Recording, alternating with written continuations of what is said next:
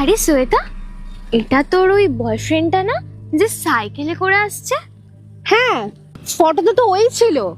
শ্বেতা ভাই, তুই তো একদম ফেসে গেছিস। কেন? মানে প্রথম ডেটে যে গার্লফ্রেন্ডের সাথে সাইকেল নিয়ে দেখা করতে আসে, তার অকাতই বা কি আছে? Hi Shweta, this is for you. Thank you.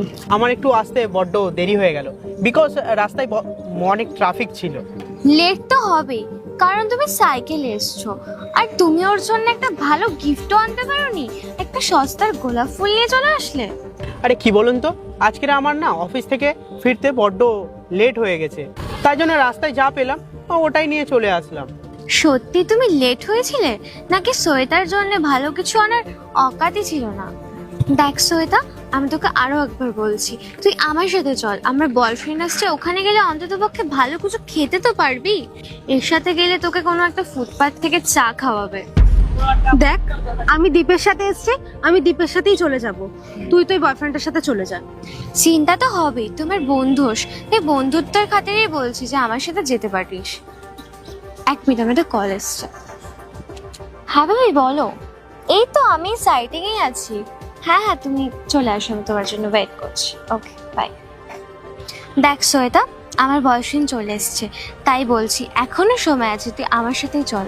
আর এই যে মিস্টার, আপনি কি আমার বেস্ট ফ্রেন্ডকে ওই ভাঙা সাইকেলেই নিয়ে যাবেন নাকি?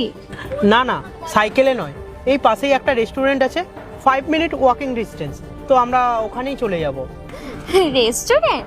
আপনি রেস্টুরেন্টে নিয়ে যাবেন নাকি কোনো ছোটখাটো ধাবাতে নিয়ে যাবেন?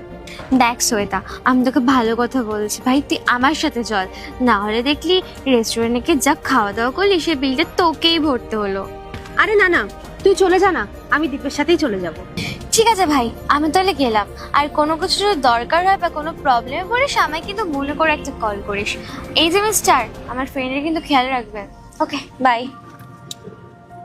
তুমি আমার বন্ধুর কথায় কিছু মনে করো না, ওর হয়ে আমি তোমার কাছে ক্ষমা চাইছি। আরে ইটস ওকে শ্বেতা, আর আমি যে মেয়েকে চিনি না জানি না, তার কথায় আমি খারাপ মনে করব কেন? আমার খুবই ভালো লাগলো তুমি আমার হয়ে তোমার বন্ধুর প্রতি তুমি অ্যাকশন নিলে, তো এটা আমার খুবই ভালো লাগলো। Thank you. চলো শ্বেতা, আমি তোমাকে একটা কথা বলবো। বলো। তোমার প্রোফাইলে যত সুন্দর তোমাকে দেখতে, তার থেকেও না তোমার তোমাকে সামনে থেকে দেখতে লাখ গুণ ভালো দেখতে লাগছে।